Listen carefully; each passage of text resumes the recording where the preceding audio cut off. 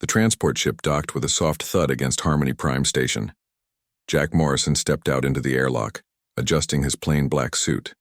Behind him, Lieutenant Kate Brooks carried a simple briefcase and tablet. They looked like any other diplomatic team from any other small world trying to make its way in the galaxy. Jack was not a tall man. He was not particularly handsome or impressive to look at. His brown hair was neat but unremarkable. His face showed no emotion as he walked through the station corridors. Other aliens passed by without giving him a second glance. To them, he was just another representative from a primitive species that had barely learned to fly between stars. Kate stayed close behind him, her eyes taking in everything around them. The station was massive, built to house representatives from 12 different alien species. Each section was designed for different atmospheric needs and gravity levels. The human section was small and tucked away in a corner, like an afterthought. First, time seeing this many species in one place? Jack asked quietly as they walked. Kate nodded. It's impressive, sir, but they don't seem very welcoming. Jack's mouth almost formed a smile. Almost. They rarely are, Lieutenant. They see us as children playing with grown-up toys.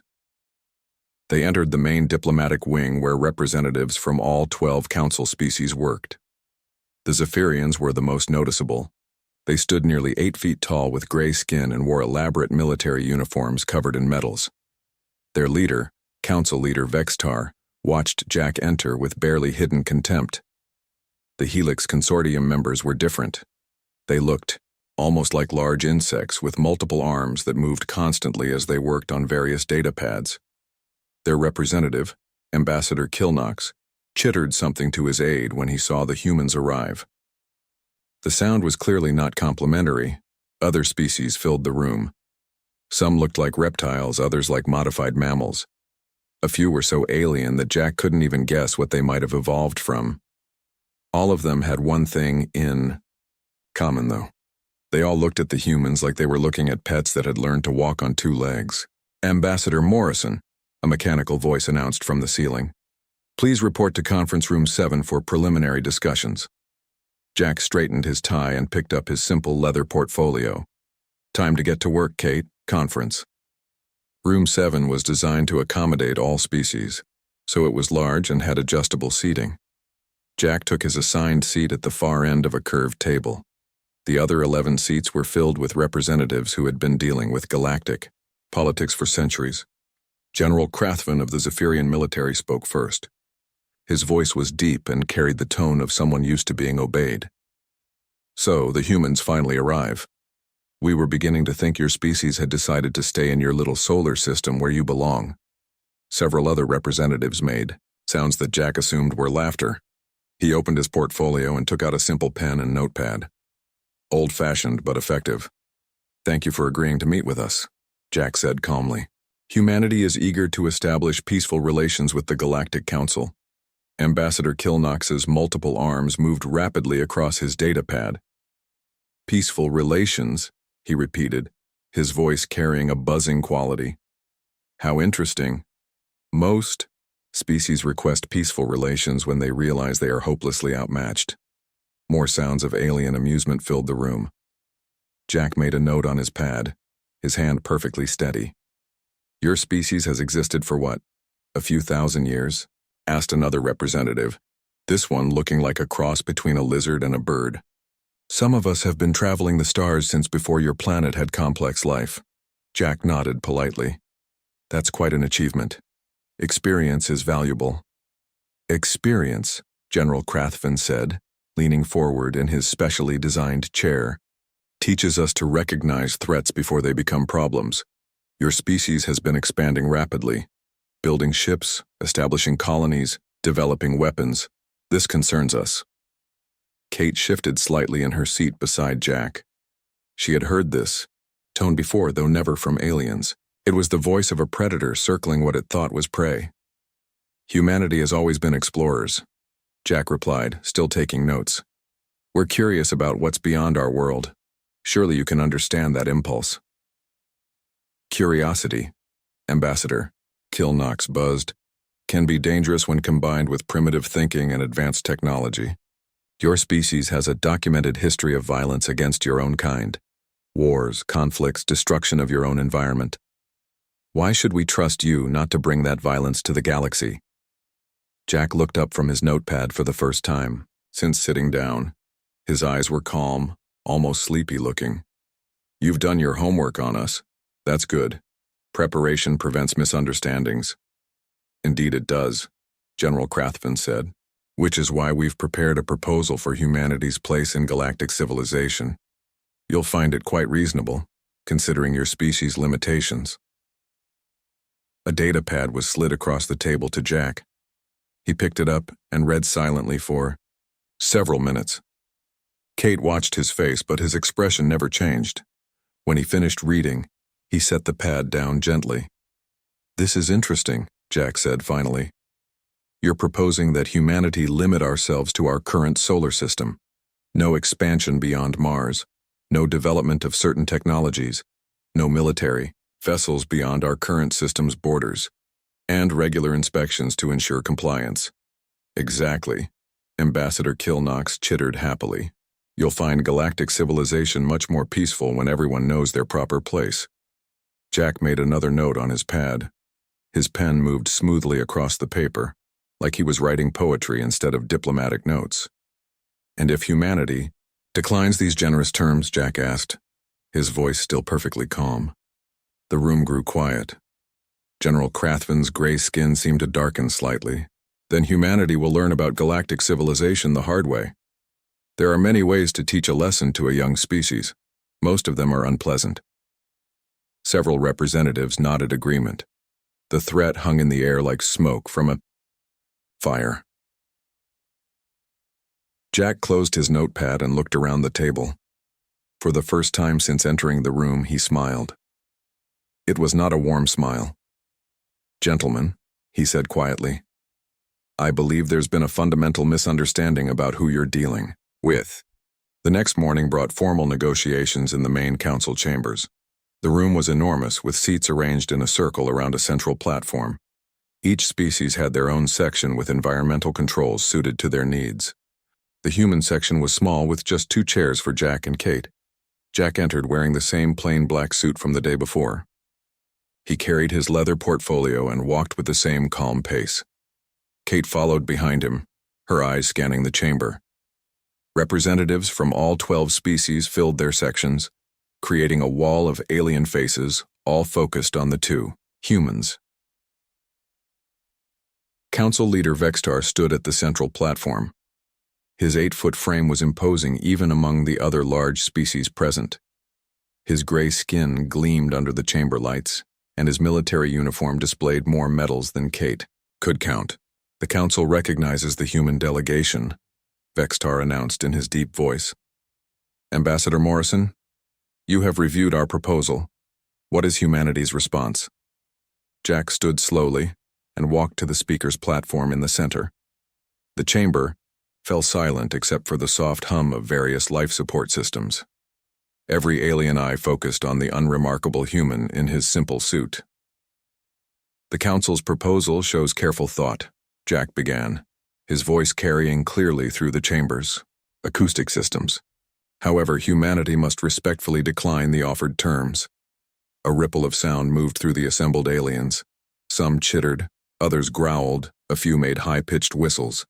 None of the sounds seemed friendly. Ambassador Kilnox rose, from the helix section, his multiple arms moving rapidly. Decline, you decline? His buzzing voice grew louder. Your species has been spacefaring for less than 50 years. You have colonies on a handful of rocks in your tiny system. What gives you the right to decline anything? Jack made a note in his portfolio. Every species has the right to self-determination. We're not asking for special treatment, just fair treatment. General Krathven laughed, a sound like grinding metal. Fair treatment? Young species, you seem to misunderstand your position. The galaxy has an order, a balance. Species find their place in that order based on their capabilities and wisdom. Your species has shown neither. More sounds of agreement came from around the chamber. Kate noticed her hands were clenched into fists and forced herself to relax. Jack seemed completely unaffected by the hostility surrounding them. Perhaps, Jack said calmly, we could discuss what fair terms might look like. Humanity is willing to respect territorial boundaries and participate in galactic commerce regulations. We're not seeking conflict. Not seeking conflict? The representative from the Corvan Empire stood up. He looked like a large reptile with bright red scales. Your species' entire history is conflict. You fight wars over resources, territory, ideas, even skin color. Your own planet still bears scars from your nuclear weapons. And now you want to bring that violence to the galaxy, added another representative. We've seen this pattern before. Young species always promise peace while building weapons. Jack nodded thoughtfully. You've studied our history. That's wise. But perhaps you haven't studied it completely.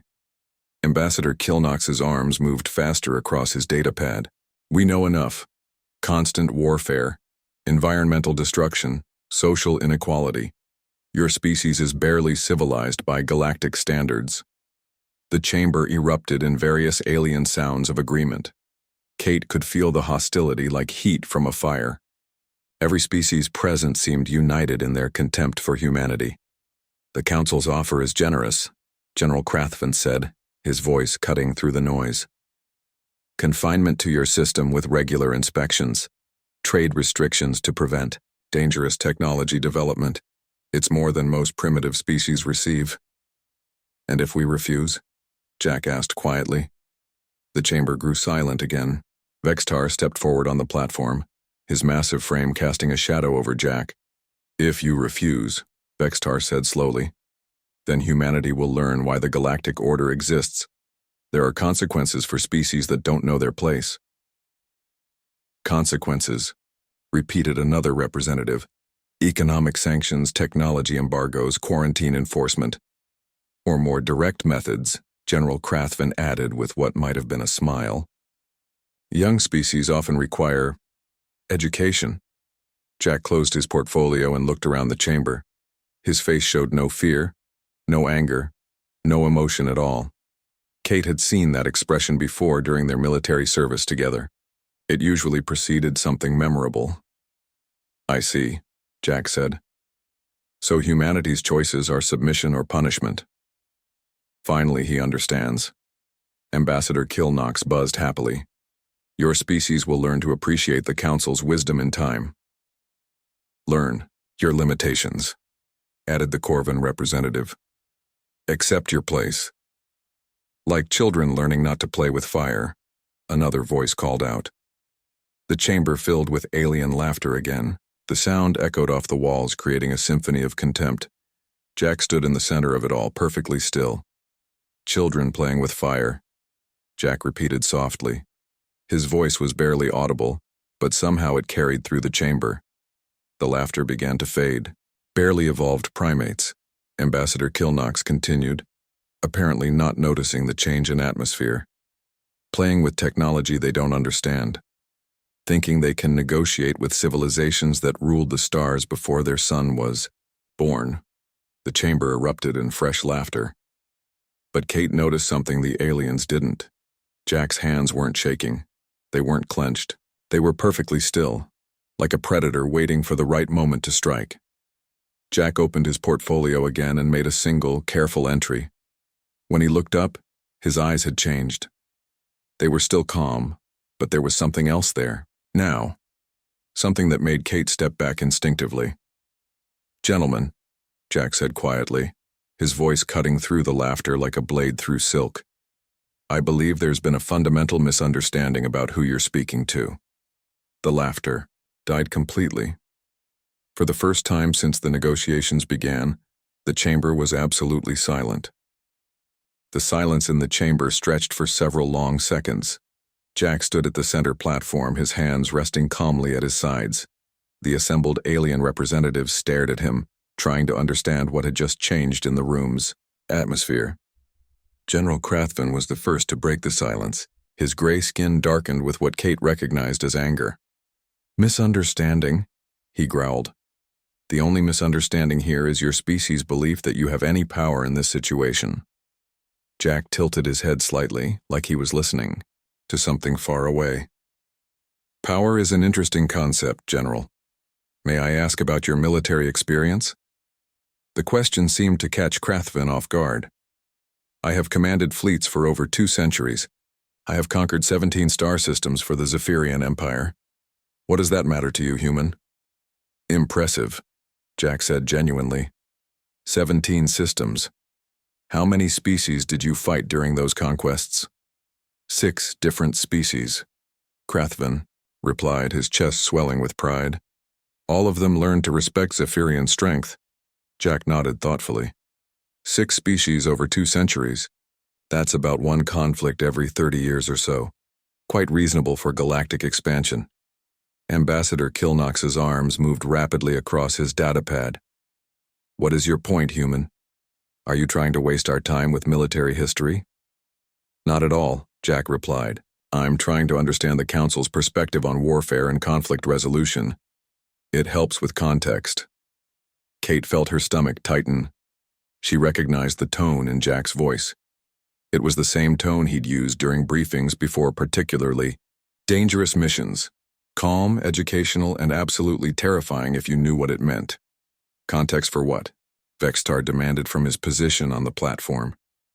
Jack reached into his jacket pocket and pulled out a small device that looked like a standard diplomatic communicator. He pressed a button, and a holographic display appeared above the platform, visible to everyone in the chamber. This is Earth, Jack said as a blue and green planet appeared in the hologram. Population, 8 billion humans. We've been a spacefaring species for 47 years, as you mentioned. The aliens watched with bored expressions. They had seen planetary displays before. This is our military history for the past century, Jack continued. The hologram changed to show a timeline with thousands of small red marks scattered across it. Ambassador Kilnox leaned forward in his seat. Those marks represent conflicts? Each mark represents a war, battle, or significant military engagement, Jack confirmed. In the past 100 years, humanity has fought in over 14,000 separate conflicts. A murmur ran through the chamber. That number seemed impossibly high. General Krathvin laughed harshly. Impossible.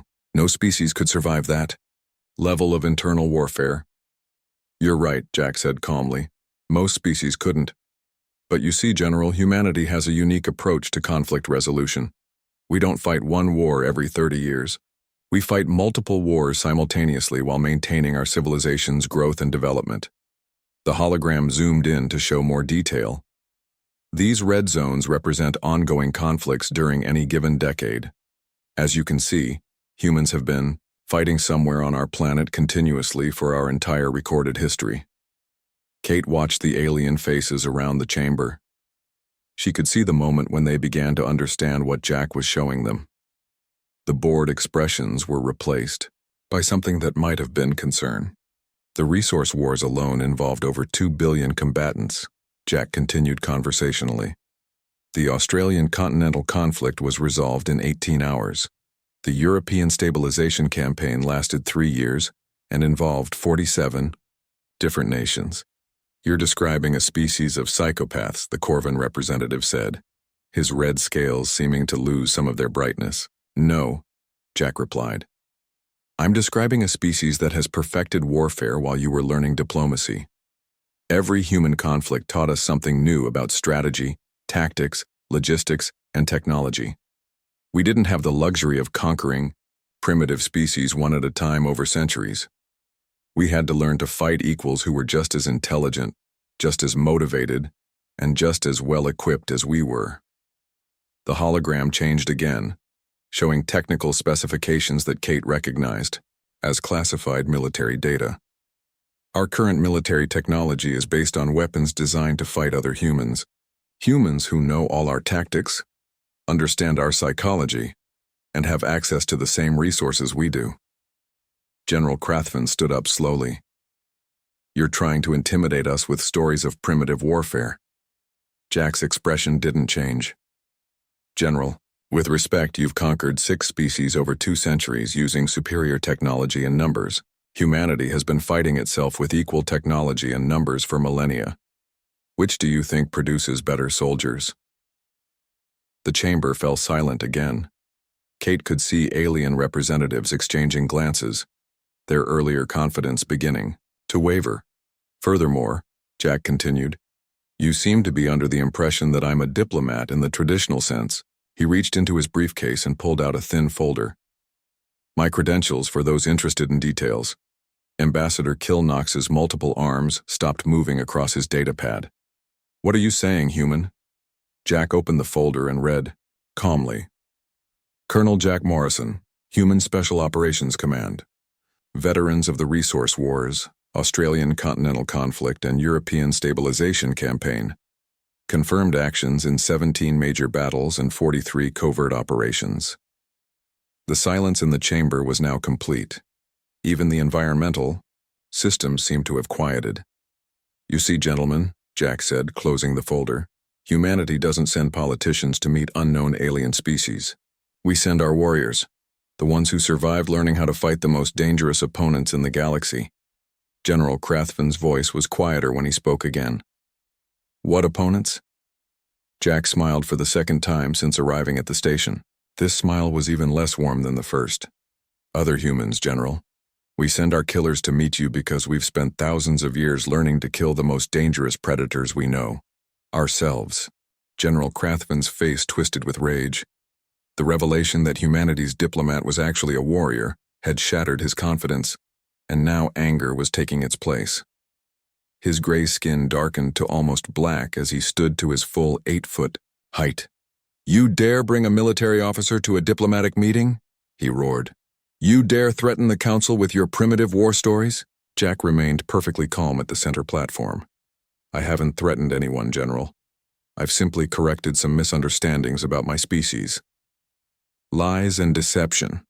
Ambassador Kilnox buzzed angrily, his multiple arms moving frantically across his datapads.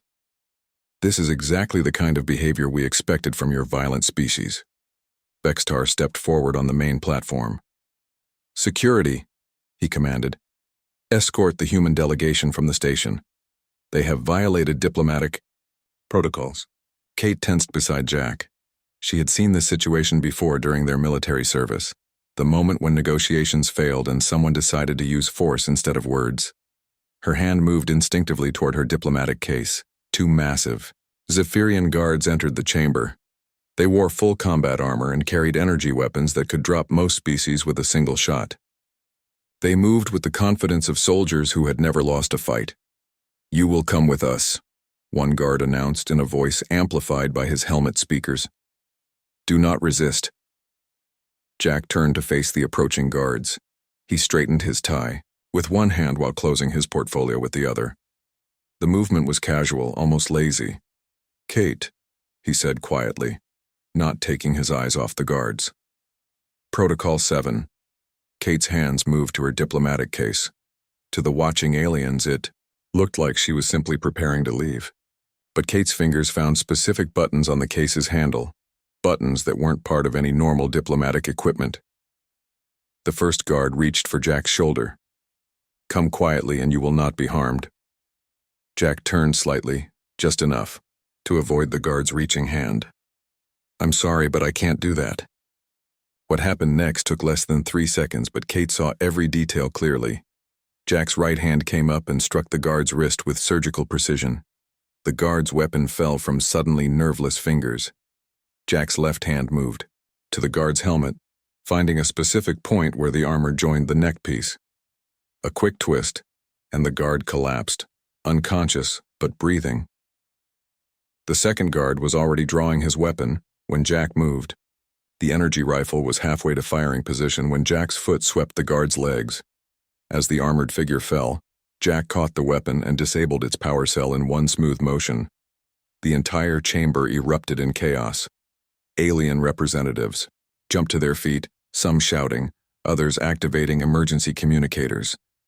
Security alarms began wailing throughout the station. Jack stood between the two unconscious guards, his black suit unruffled. He hadn't even broken a sweat. Kate? He asked calmly. Protocol 7 is active, she replied. Her diplomatic case was now open, revealing equipment that definitely wasn't standard embassy gear. Lights blinked on small devices that had been disguised. as cultural exchange gifts. The communication array they had installed in the human quarters came online, sending signals throughout the station. General Krathvin was screaming orders into his communicator. "All security teams to the council chamber, code red, hostile contact." But something was wrong with the station's communication systems. His orders came back as static and broken fragments.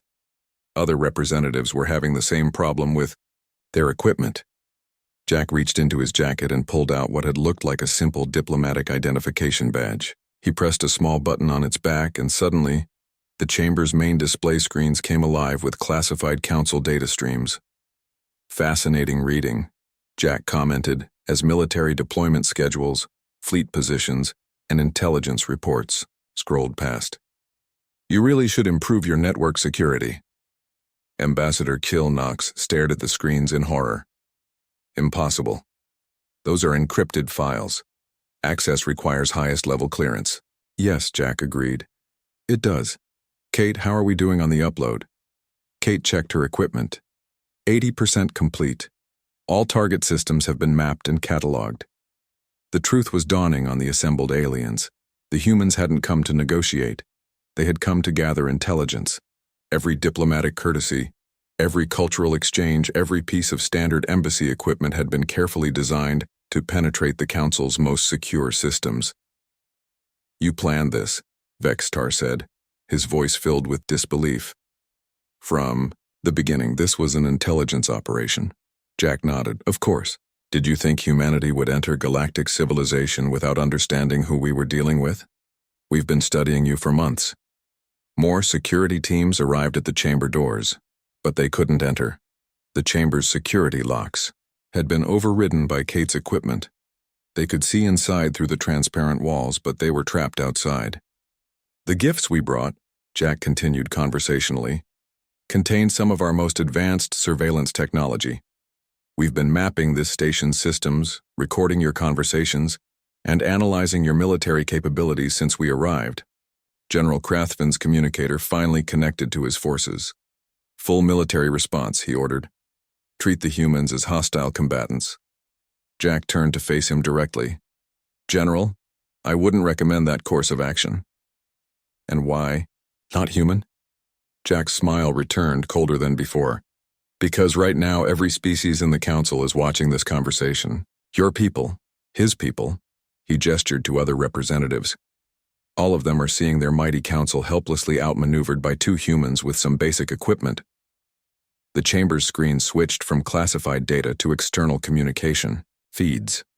Across the galaxy, news networks were broadcasting live coverage of the incident. The story was spreading faster than the Council could contain it. "Upload complete," Kate announced. "All intelligence packages have been transmitted to Earth Command." Jack straightened his jacket and picked up his portfolio.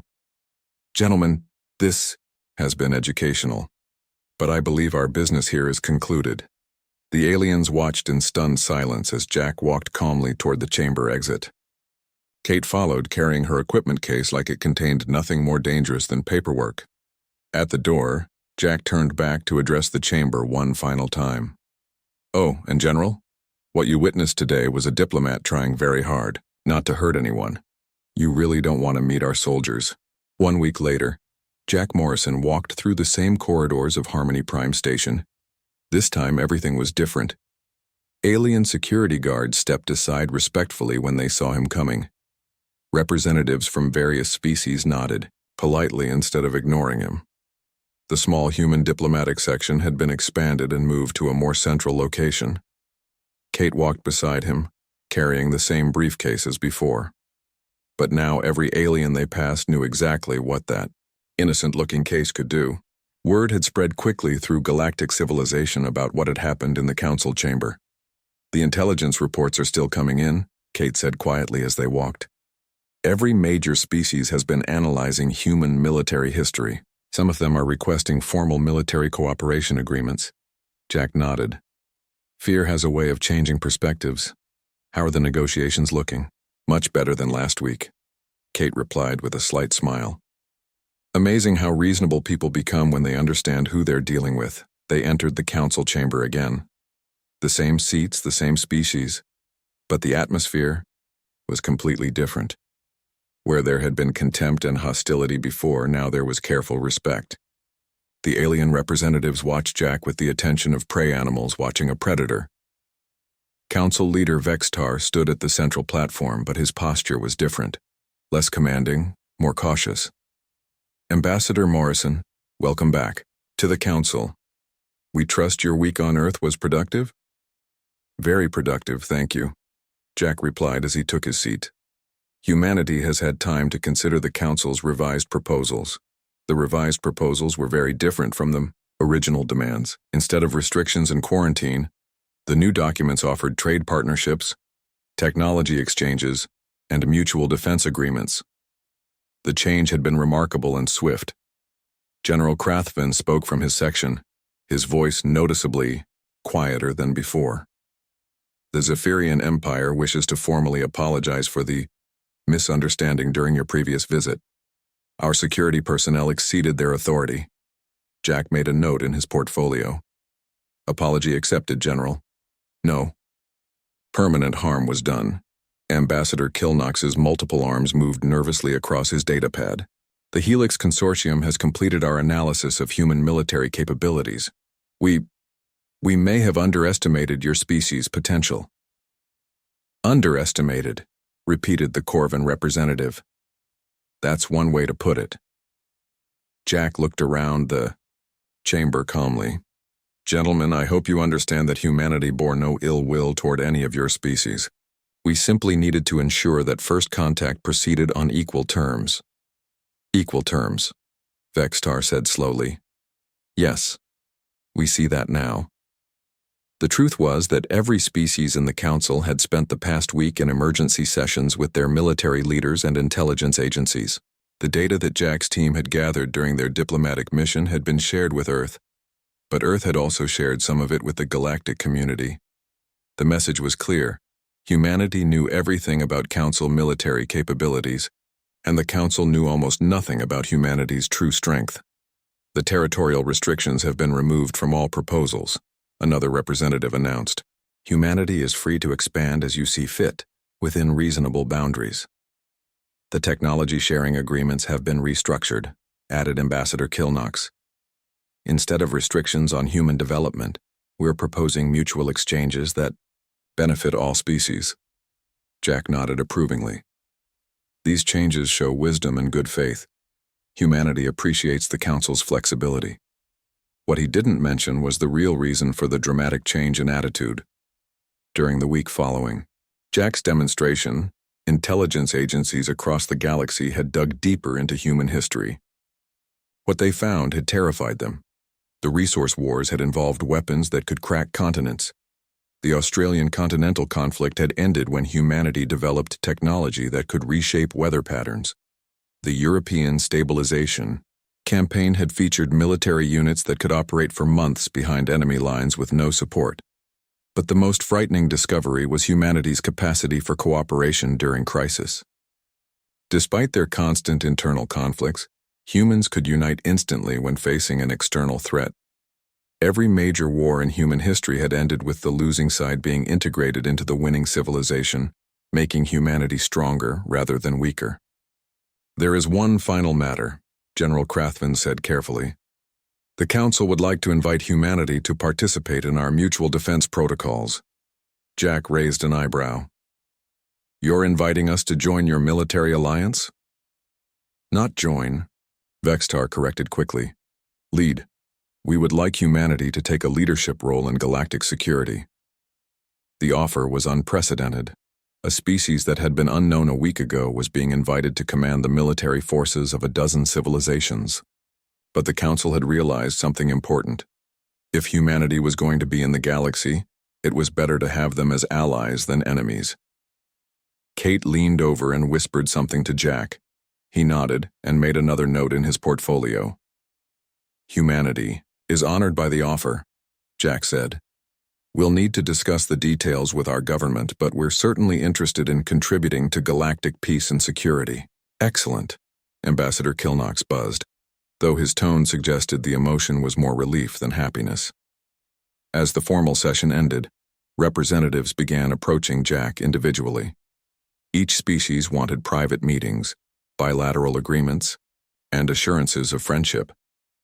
The aggressive species that had threatened humanity a week ago were now competing to be humanity's closest allies.